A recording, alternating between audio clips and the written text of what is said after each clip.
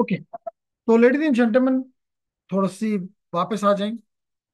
तो मुझे अभी बताया गया कि हमने लास्ट क्लास में ये पढ़ लिया कि एक तो हमने एक्सपोनेंशियल सीक्वेंसेस की बात की, और उसके बाद हमने पीरियोडिक और नॉन पीरियोडिक सिग्नल्स की बात की। ठीक। आज हम उस अपनी बात को थोड़ा सा आगे बढ़ाते हैं।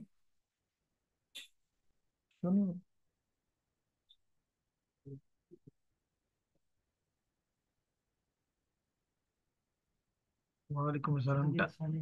किसकी? Section A. इधर आता हूँ।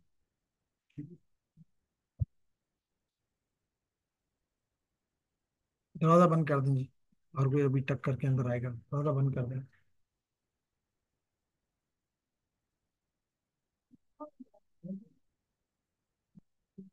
ठीक है। ओके, तो हम बात करना चाहते हैं कि बाज केसेस में हमारे पास सिग्नल जो है वो कैसे हो सकता है। जैसे मिसाल के तौर पे हमारे पास सिग्नल ये तो हो सकता है, इसमें कोई इशू नहीं है। It is 5 times cos 2 pi 200 pi T. हम इसका पीरियड, अगर ये पहले ये भी फाइंड कर सकते हैं ये पीरियोडिक है, और अगर ये पीरियोडिक है तो इसका टाइम पीरियड या फंडामेंटल टाइम पीरियड हम फाइंड कर सकते हैं। लेकिन अगर कल आपको कोई ऐसा, और नॉर्मली ऐसा ही सिनेरियो मिलेगा कि हमारा सिग्नल जो है वो एक सिग्नल से नहीं बल्कि मल्टीपल सिग्नल से मिलकर बना हुआ है। जैसे फॉर एग्जांपल आप देख सकते हैं ये कि यहाँ पे my x of t is made up of two signals. One I may call as x1 of t, and the other I may call as x2 of t. ऐसा ही है ना? It is made up of two signals. तो इसके बारे में अगर मुझे पूछा जाए कि बताओ कि ये इसको मैं यूं भी लिख सकता हूं, X of N is equal to 4 cos pi N divide by 100 plus 2 times cos 2 pi N divided by 180। I can write it like this as well. This is in the continuous time and this is in the discrete time. And I'm interested to look at whether my output or this composite signal x of n or x of t, whether it is a periodic or non-periodic. And if periodic, and if periodic, then what is the period? What is the fundamental period? है आप में से कोई जिसको मेरा question समझ नहीं आ रहा? क्योंकि ऑब्जेक्टिव ही अगर क्लियर नहीं है तो यू अंडरस्टैंड, आगे बात नहीं चल सकती। आगे आप कंफ्यूज सिर्फ रहेंगे। इसलिए सबसे पहले इंपॉर्टेंट क्या होता है कि आपको अपना ऑब्जेक्टिव क्लियर हो।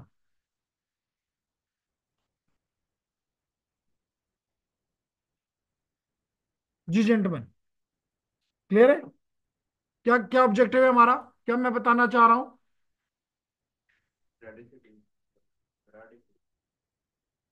जी आयशा, किधर है आयशा? नहीं आई आई थिंक। है। जी, क्या क्या ऑब्जेक्टिव है?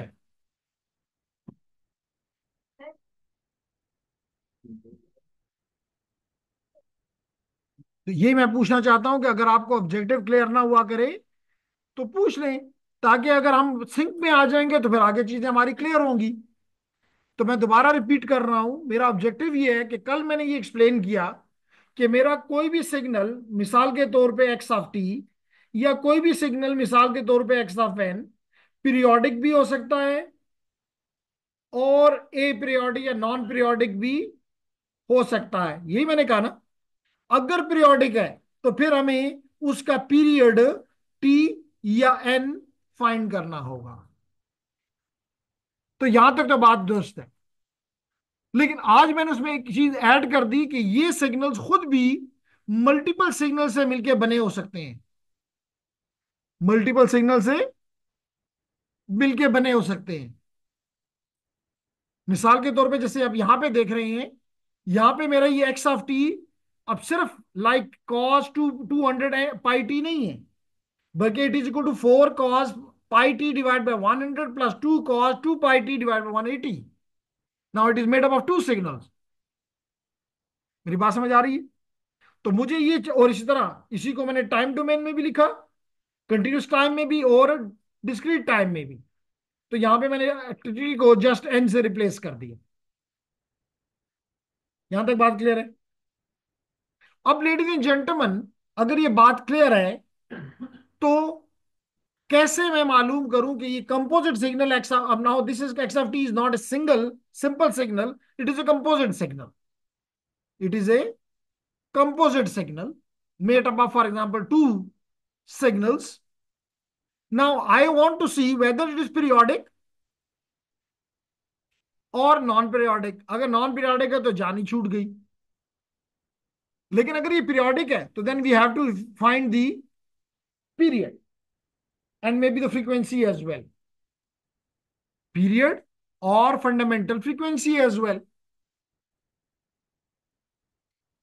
तो that is my objective, first objective. Clear ladies and gentleman? अब इसको कैसे करेंगे? करने का तरीका ये है कि आपने वही रूल डिवाइड एंड कॉन्कर का यूज करना है कि आप जितनी भी पार्ट्स हैं उनको अलग अलग, जैसे मैंने यहां पे x1 और x2 कह दिया, इसी तरह इनको ले लेंगे और इनके अलग अलग पीरियड्स अगर हैं तो फाइंड कर लें। ठीक है? और फिर नहीं, ठीक है, और फिर ऐड नहीं कर लें। क्लियर हो गया? इसलिए सुना कि भाई ये कहना क्या चाह रही है। क्या नाम है आपका? हरीश। तो हरीश ने बताया हमें कि क्या करें अगर ये सिग्नल है आपके पास। तो मिसाल के तौर पे चले मैं इसकी एग्जांपल ले लेता हूं। तो x1 किसके बराबर है? x1 in my case, in this case, 4 time pi T divide by 100। अब मैं दो तरीके से कर सकता हूं।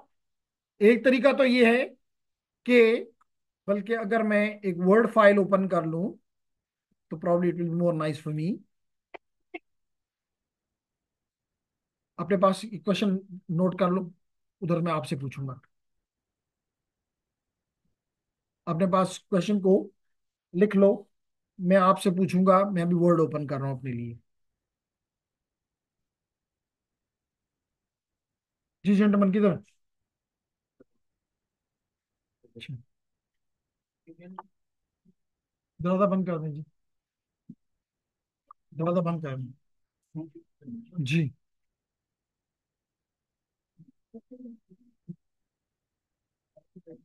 लिख लिया? ओके, लिख लिया।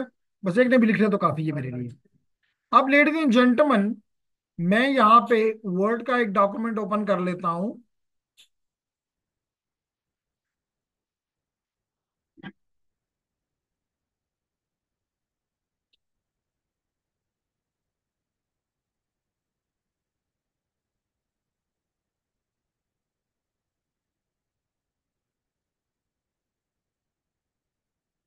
जी, तो आमना बोलो। x(t)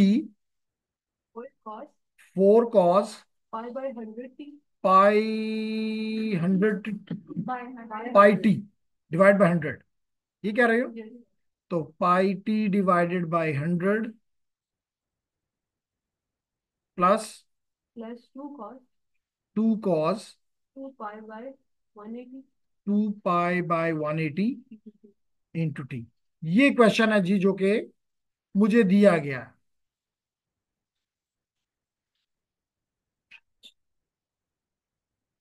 ठीक हो गया? अब क्या करता हूं मैं लेडीज एंड जेंटलमैन इसके लिए कि मैं इसको नंबर 1 कह देता हूं। This is number 1।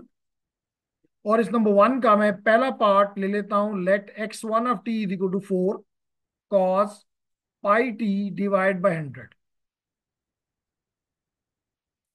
और इस दो तरीकों से करने का एक तरीका तो ये है कि आप क्या करें, x1 t प्लस टॉ कर लें, ये कैपिटल टी कर लें। तो you will be getting 4 cos pi by 100 into T plus capital T. Am I right? इसका मतलब ये है कि it can be written as 4 cos pi T divide by 100 plus pi capital T divided by 100। Am I right? 4 कहां पे जी? कौन बोल रहा है? बोले डरे मत जी बच्चे। फोर फोर ये ना, वो तो बाहर है ना, वो तो एम्पलीट्यूड है। और पीरियड के साथ एम्पलीट्यूड का कोई फर्क नहीं पड़ता। ऐसा ही है ना, क्योंकि हमने तो रिपीटेशन देखनी है, वो तो फ्रीक्वेंसी डिपेंड करती है, वो तो इस चीज पे डिपेंड करती है। अब मैं क्या करता हूं लेडीज एंड जेंटलमैन, इसको नंबर वन कह के, generally this is cos is equal to, और ये किसके बराबर हो गया, X T plus capital T. नहीं नजर आ रहा? नहीं आ रहा तो शिफ्ट हो जाओ। ओके। तो हमें पता है कि cos theta is equal to cos theta plus 2 pi, 2 pi के कह लें।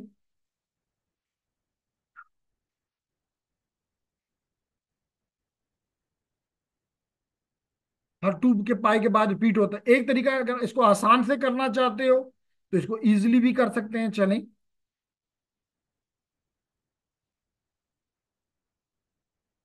एक तरीका ये, नॉर्मली ये तरीका हम इस्तेमाल करते हैं डिस्क्रीट के लिए, इधर भी चलता है।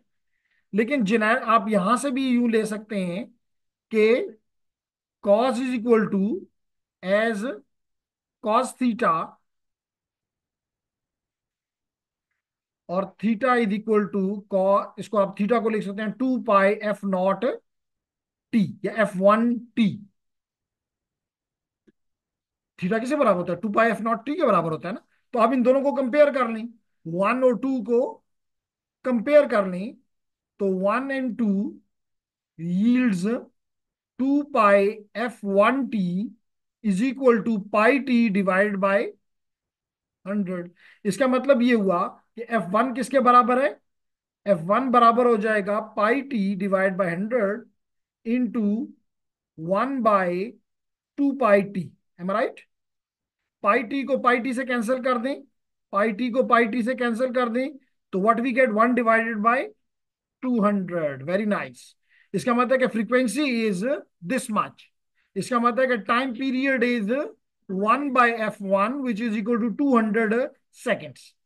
कोई मसला? अब इसका दूसरा हिस्सा ले लें। दूसरा हिस्सा है x2 टी, और आमना वो क्या है, वो है 2 cos two cos 2 pi by 180 into T. That is your question number 3। Again comparing, again comparing from comparing, क्योंकि हमें पता है कि cos theta and theta is equal to cos 2 pi f2 T now. And if you compare 2 pi f2 T is equal to 2 pi T divide by 180। अगर आप f2 find करना चाहें ladies and gentleman, तो what do you get?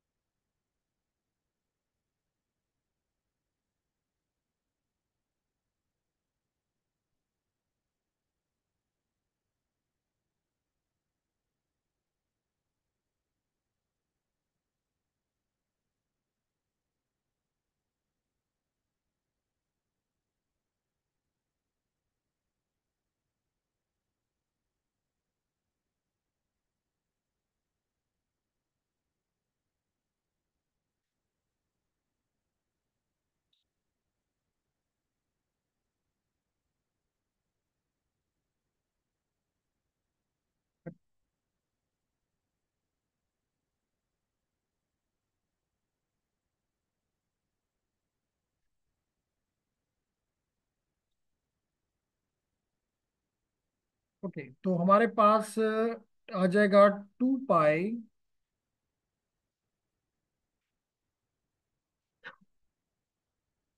लिख नहीं रहा।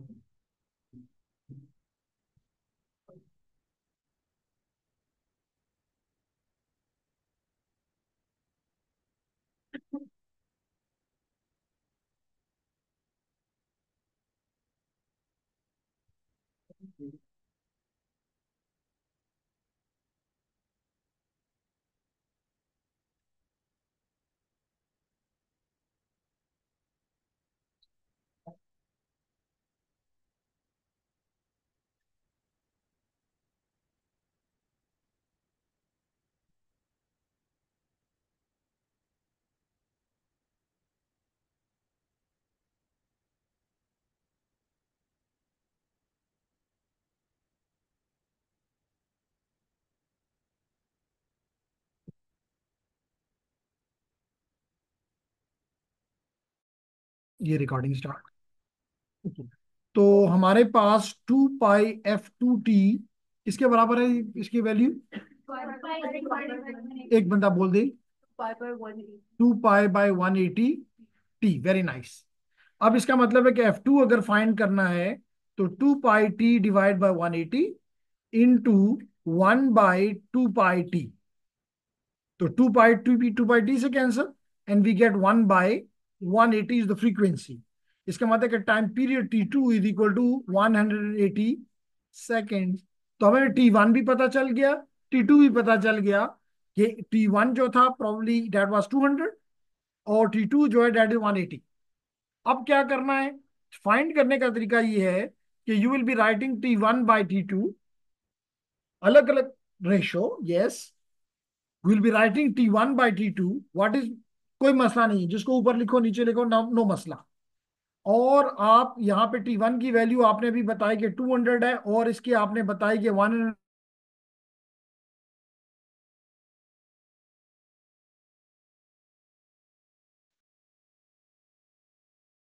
जी। तो अब अगर मैं ये नहीं कह रहा, मैं ये कह रहा हूं कि this is ratio of two integers, ratio of two integer values, is it. मैं ये नहीं कह रहा, जब मैं कहता हूं कि जनाब it is a ratio of two integer, तो स्टूडेंट बाजू का इसको डिवाइड करके एक वैल्यू।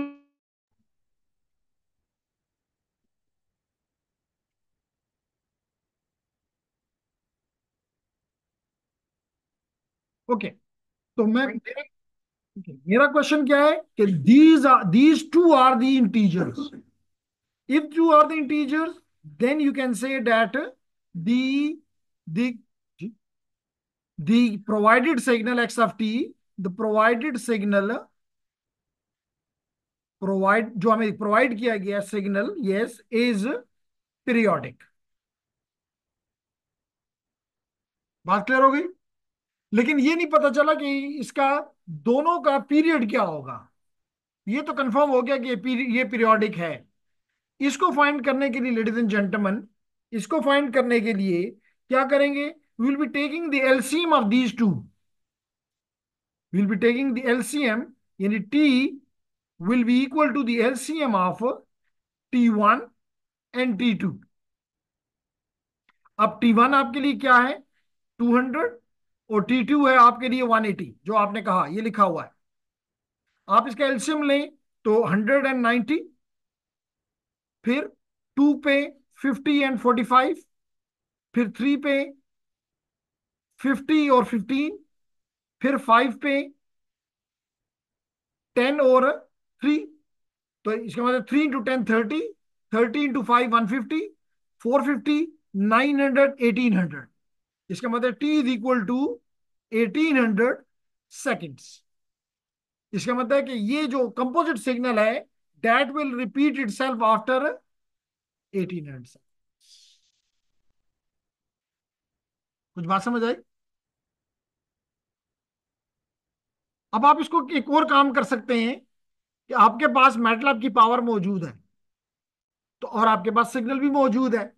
सिग्नल आप लोगों ने ही मुझे भी बताया कि जी सिग्नल जो है वो ये है। तो इसको आप मिसाल के तौर पे 200, 1800 है तो 2000 3600 सेकेंड्स के लिए प्लॉट करें। चेक करें कि क्या ये 1800 सेकेंड के बाद एक कंपोजिट सिग्नल रिपीट करता है अपने आप को, क्योंकि पीरियोडिसिटी तो यही कहती है। मैथ्स ने बोल दिया, मैथ्स ने अपनी जुबान में बोल दिया कि जी ये है। अब आप इसको ग्राफिकली करके वेरीफाई कर सकते हैं कि वेदर इट इज पीरियोडिक और not, and it should be, क्योंकि मैथ्स झूठ नहीं बोलता। क्लियर हो गया।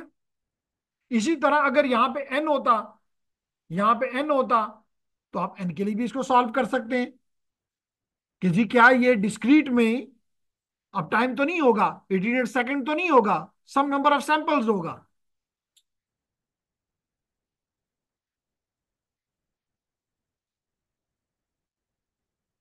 तो सम नंबर ऑफ सैंपल्स होगा, वो सैंपल्स निकालें कि after this number of samples the signal is repeating itself. तो अगर आपने अपनी ये आदत बना ली कि चीजों को इन्वेस्टिगेट करें, एनालाइज करें। ये नहीं कि बस आ गया, जैसे आपने एफएससी में मैट्रिक में मैथ्स पढ़ते रहे, और मैथ्स आपने इस पर्सपेक्टिव से पढ़ा कि आंसर आ गया है, और आंसर कैसे पता है कि answer at the end of the book given होते हैं, बस वो देखा तो कामयाबी के झंडे लगा दिए कि जी कामयाब हो गए हैं। This is not the case. क्योंकि हमने आंसर क्यों देखा? क्योंकि हमें उसकी जुबान समझ नहीं आ रही थी, इसलिए हमने किसी और से पूछा, हमारा जवाब ठीक है, उसने कहा ठीक है, तो हमने कहा देखो उसने कहा कि ठीक है इसलिए दैट्स गुड। लेकिन अगर आप उसकी जुबान खुद समझ रहे होते तो आप कहते नहीं मेरा जवाब ठीक है। तो यहां पे भी आप कोशिश करें, आपको मैटलैब करवाने का ऑब्जेक्टिव ये है कि साथ साथ आप इन चीजों को वेरीफाई करने की आदत डालें। क्लियर होगी मेरी बात जी? क्लियर? ओके। तो ये तो हो गया पीरियोडिसिटी का। इसी तरह से मैंने बताया कि आप उसके लिए भी N1 और N2 फाइंड करेंगे।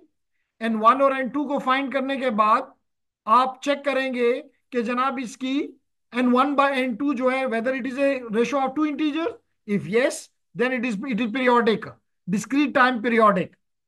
And if it is a periodic, then take the LCM of N1 and N2 and get an N value. That will be the N value. That will be the period, fundamental period for the discrete time composite signal. Make sense? Gentlemen at the back. ठीक है Brar? Okay. अब हम आते हैं जी अपने दूसरे topic की तरफ। And the second topic is that our signal can be, और मैं चाहूंगा, कल भी शायद आपको कहा होगा कि मैं चाहूंगा कि आप एक काम तो ये करें कि घर में जाके, यहां पे आपकी बुक में इसने दो सिग्नल दिए हैं। एक तो x1 ऑफ n ये लिखा हुआ है, x1 of n is equal to cos pi n divide by 4। Check करें, इज इट पीरियोडिक?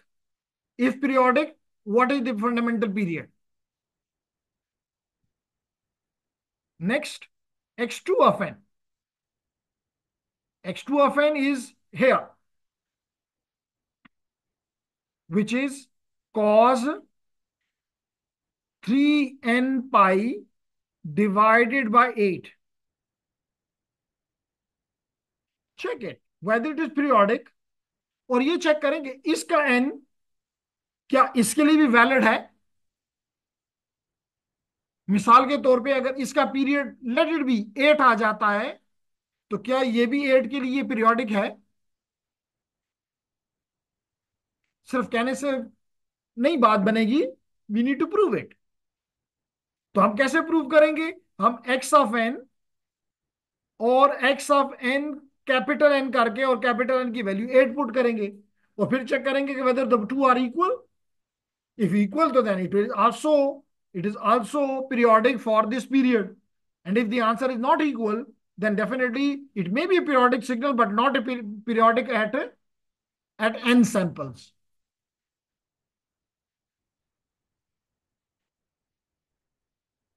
समझ आ रही है? अब क्या करो? अब आप ये कर लो, x(n) is equal to x1 of n plus x2 of n। तो अलग अलग तो पीरियड आपने इनके फाइंड किए हुए हैं। अब देखो कि अगर एक मिल जाए, कंपोजिट हो जाए, क्या अब भी ये वो है, पीरियोडिक है? और अगर पीरियोडिक है, अब इसका पीरियड क्या होगा?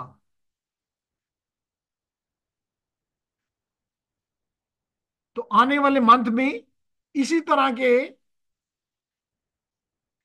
मसाइल का सामना आपको करना पड़ेगा 1-2 घंटे के लिए।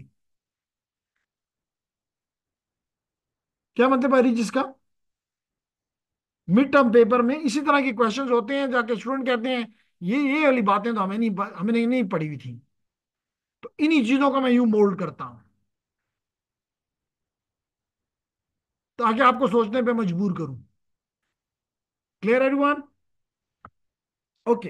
अब आ जाए ladies and gentleman about my second topic of today, and the second topic is and the second topic is, कौन मुझे इसका जवाब भेजेगा? है इस क्लास में कोई जो मुझे इसका जवाब भेजेगा? तो चारों से मैं एक्सपेक्ट करता हूं। ठीक है, उसको करके, उसका स्कैन करके मेरे मुझे भिजवा दी। नाइस। क्या ये इन चारों ने आपका जिम्मा लिया हुआ है? इधर से किसी ने हाथ उठाने की कोशिश नहीं की? दिल नहीं चाहता। उनको मौका दे रहे हैं, फिर वो एक दफा मौका ले लेते हैं, फिर मौका छोड़ते नहीं है। तो फिर ख्याल रखिएगा।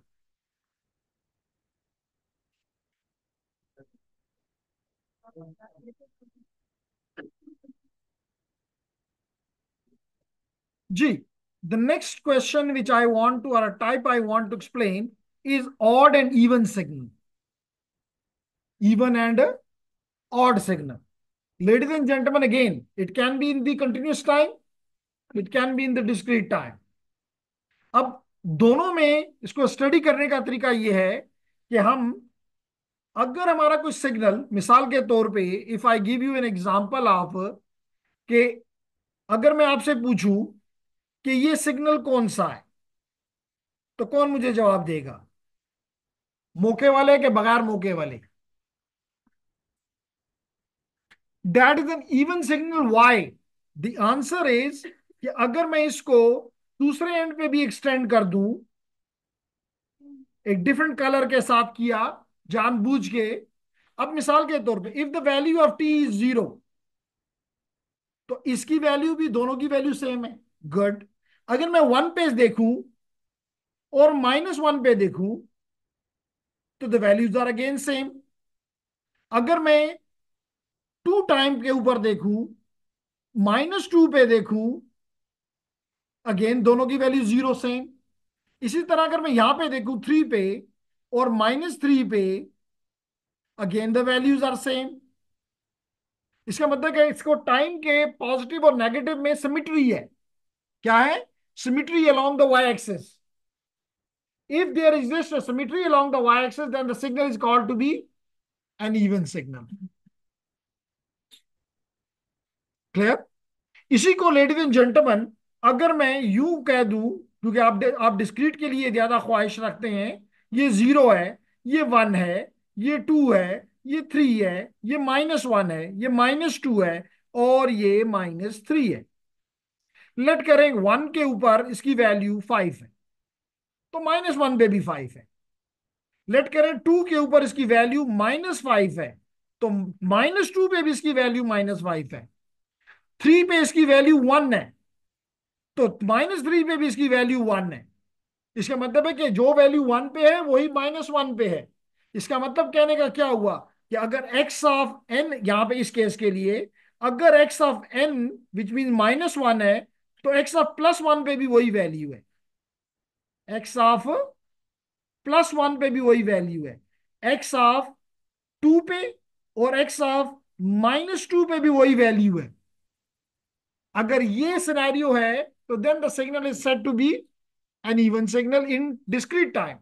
And if it is not in the continuous time, it is like this: x of t or x of minus t, minus t has the same values. Clear everyone? क्या नहीं? अब इसके मुकाबले में अगर मैं एक और एग्जांपल दूं, ये भी एग्जांपल आपके सामने है, कि अगर ये एक कर्व है आपके पास, ये एक कर्व है। अब इसके आप 1 पे देखते हो, -1 पे देखते हो, सेम वैल्यू। 2 पे देखते हो, -2 पे देखते हो, same value. This is again example of event signal. अब लेडीज एंड जेंटलमैन, ऑड की क्या एग्जांपल दूं? मिसाल के तौर पे अगर मैं कहूं कि मेरा सिग्नल ये है, मेरा सिग्नल ये है। ठीक है जेंटलमैन, अगर मैं कहूं, ये तो आपको पता चल गया कि कॉस थीटा है। इसका मतलब cos is a even signal. Very nice. Now if I ask you what type of signal this one?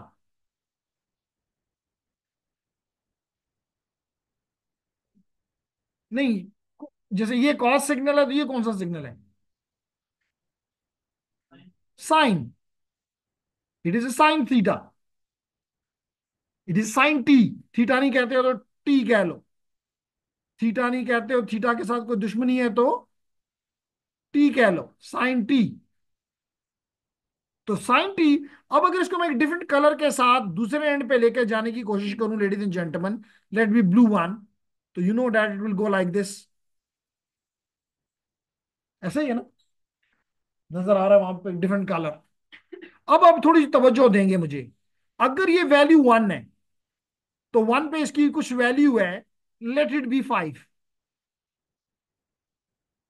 Gentleman at the right, आप बताएं कि माइनस वन पे इसकी क्या वैल्यू है? -5। इसका मतलब that is odd symmetry, that symmetry is anti symmetry. 5 पे -5। इसी तरह अगर मिसाल के तौर पे इस जगह पे देखता हूं, which is probably 3 for example, 3 पे इसकी वैल्यू -5 है, तो +3 पे, -3 पे इसकी वैल्यू +5 है, अगेन अपोजिट इन साइन। अगर ये कंडीशन है तो then it is called an odd signal.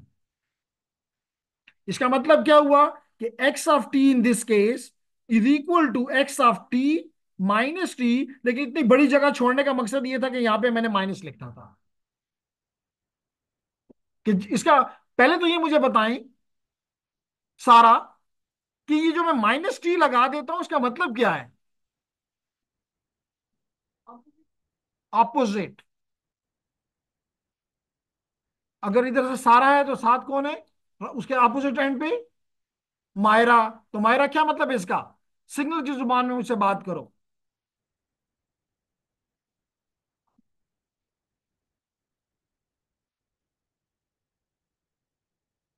Ji gentleman, क्या मतलब इसका? जी at the back.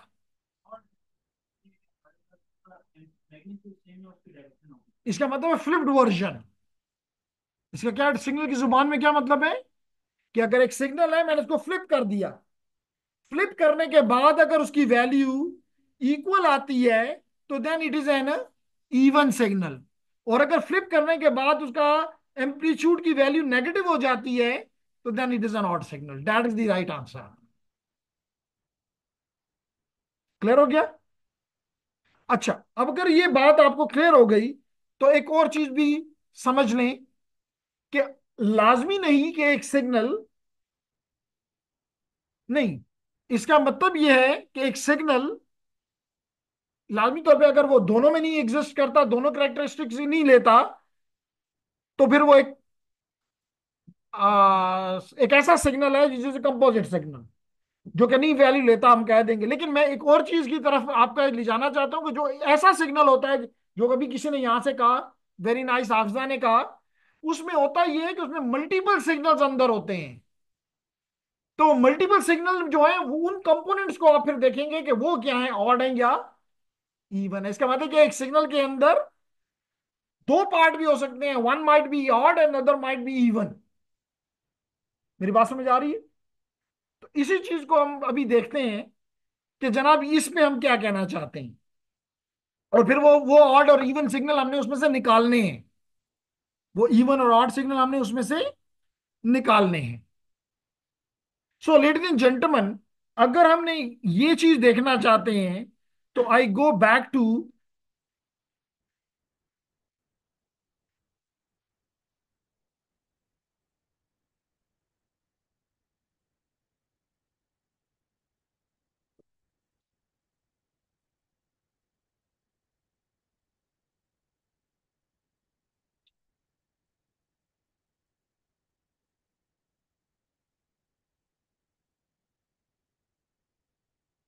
Okay please look at here जी। मैं क्या कहना चाहता हूं जी, कि मेरा एक सिग्नल, मैं कह रहा हूं कि एक्स ऑफ टी, जी एक्स ऑफ टी सिग्नल,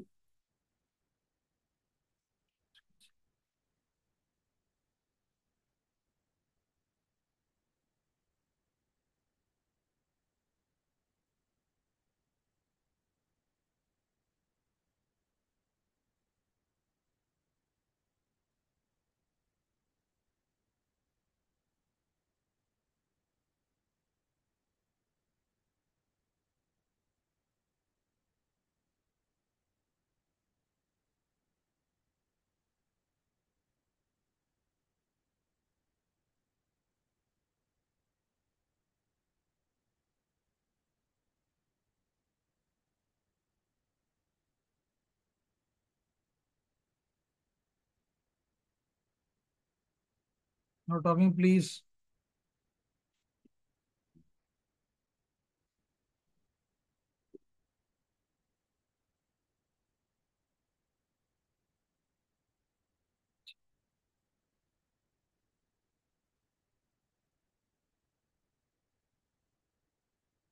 जी, तो मैं कहना ये चाह रहा हूं कि अगर ये मेरा सिग्नल एक्स ऑफ टी है, तो मैंने कहा जी इसमें इवन पार्ट भी है और ऑड पार्ट भी हो सकता है। क्लियर? और इसमें हमने अभी क्या पढ़ा? कंडीशन ये रखी कि अगर ये इवन सिग्नल है, तो इवन सिग्नल के केस में this will be equal to x minus t, यही कहा ना? और अगर ये ऑड है, तो then it is equal to minus of x of minus flipped version. अगर ये है तो मैं इसमें ये वैल्यूज पुट कर देता हूं। इवन के लिए x of t is equal to x of minus t plus minus x of, या क्या? Okay, clear? अब ladies and gentlemen, x of minus t is equal to x of, यानी कि माइनस साइन लगाएं या ना लगाएं, the value the magnitude are same. And what is here? It is minus x not of, screen चली गई।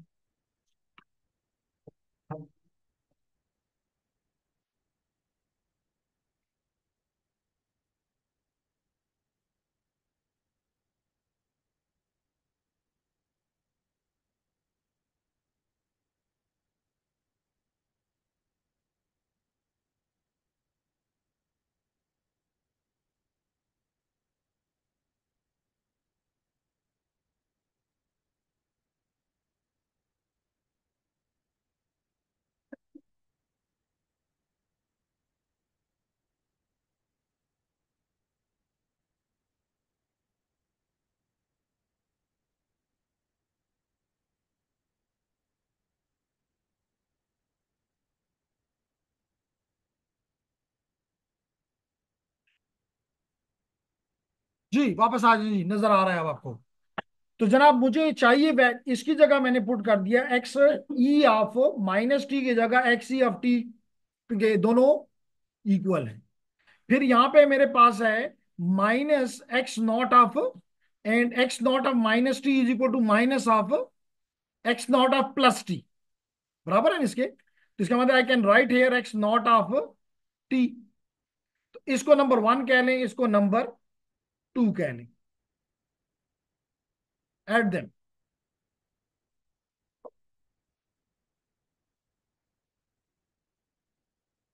तो क्या आ जाएगा? X of t is equal to x e of t plus x not of t, और दूसरा x of t x e of T minus x not of t, यही है ना? ऐड करोगे तो ये कैंसिल हो जाएंगे, and what you will be getting?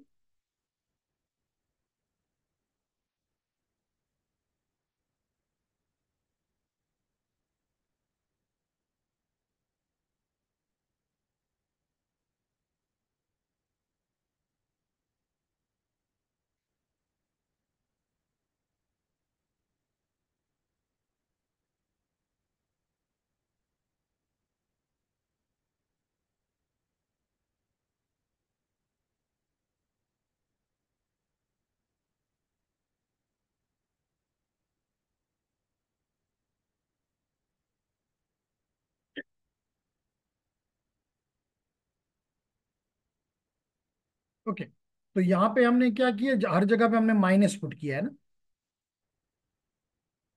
Okay, तो क्या आ गया? X of t plus x of minus t is equal to two times of x of this.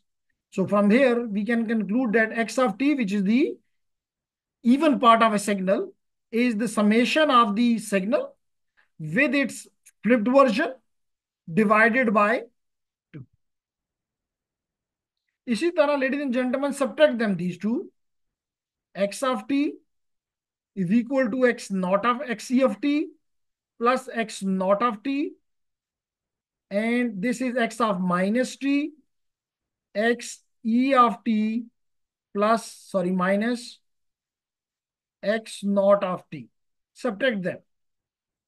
So it will become plus, minus, minus. So it is x of t, subtract the flipped version, is equal to 2 times the x naught of t. ऐसा ही है ना? अब अगर ऐसा ही है, ladies and gentleman,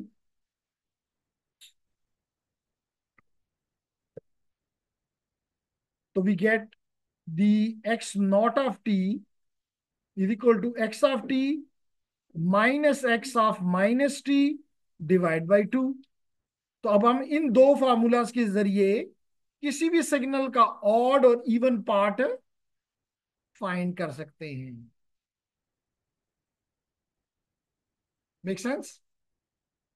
मिसाल के तौर पे अगर ये आपने अपने पास नोट डाउन कर लिया तो अच्छी बात है, सिर्फ फार्मूलाज नोट डाउन कर लें ताकि आपको एक प्रॉब्लम देता हूं। तो लेडीज एंड जेंटलमैन, ये मेरे पास एक सिग्नल है which is given to you sine t, amplitude is 5, so amplitude is 5, not an issue. सबसे पहला काम मैं क्या करूंगा, मैं इसको अपने जेन में मैं इसको फ्लिप करूंगा। फ्लिप का मतलब है कि मैं इसको sine of minus t find करूंगा। तो ये देख लें, मैंने यही किया कि गिवन सिग्नल तो मेरे पास ये था, मैंने इसका फ्लिप करके x of minus t find कर लिया। This is the flipped version. Clear? अब मुझे पता है कि अगर मैं आपसे कहूं कि आपके पास एटलीस्ट मोबाइल तो है, आप साइन 30 करें और साइन -30 करके मुझे आंसर्स बताएं। 30 डिग्रीज और -30 डिग्रीज की वैल्यूज बताएं। कैलकुलेटर है, सबके पास है।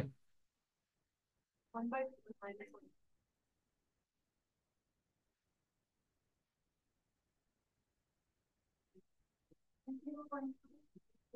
तो इसका मतलब है कि this is 0.5 and this is -0.5, that is significance, यानी this negative is shown here.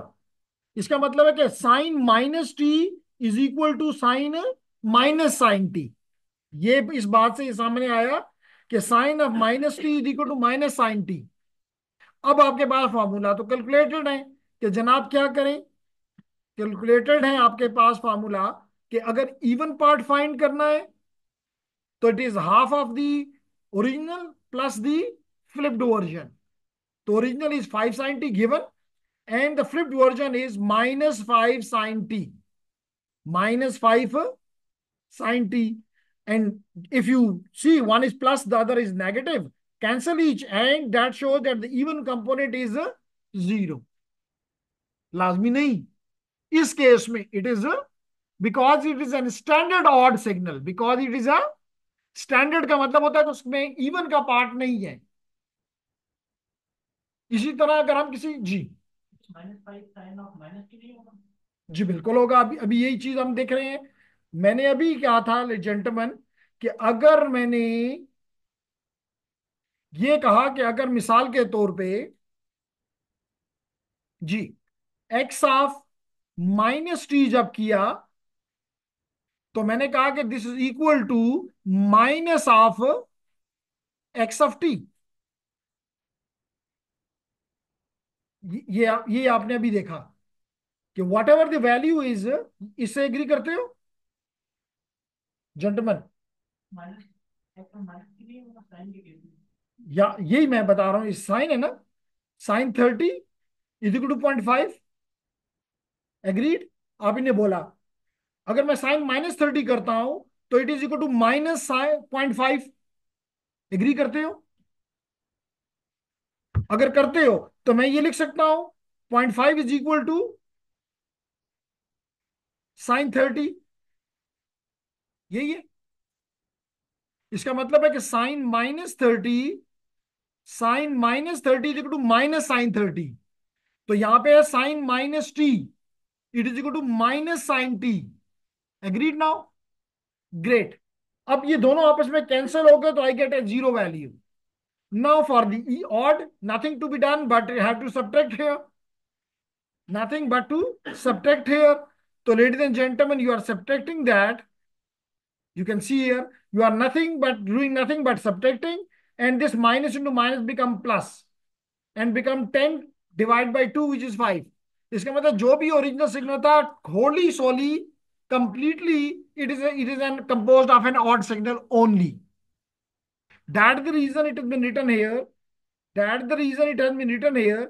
Here we observe that even component of the sine signal. Here we observe that the even component of the sine signal is zero. Hence, sine is a standard odd signal. You can do similar question, similar trick at home and play with the cos. And we'll find that the cos signal is a standard even signal as it does not have any odd component. अभी नहीं clear? तो आपने इस week में दोनों even और odd signals, even odd plus periodic aperiodic for both. यहां पे अगर टी है, अगर इन फार्मूलाज में टी है लेडीज एंड जेंटलमैन, तो मुझे ये नहीं कहना कि पेपर में आपने ऑड की बजाय वो दे दिया था, डिस्क्रीट दे दिया था. डिस्क्रीट के लिए भी the same formulas are x of n plus x of minus n divide by two and x of n minus x of n divided minus x of n divide by two. तो formulas वही है, सिर्फ t will be replaced by n. है कोई question? तो अगले week इंशाल्लाह, जो कि मंडे को मेरे ख्याल से आपके साथ क्लास होगी, अगले और एक असाइनमेंट के साथ फिर आगे बढ़ेंगे. असाइनमेंट ज्यादा होंगी, क्विज़ेस भी हो सकते हैं, तो तैयार तैयार रहो. वो कॉम्पोजिट वाला सिग्नल उसमें कुछ ऐड करूंगा.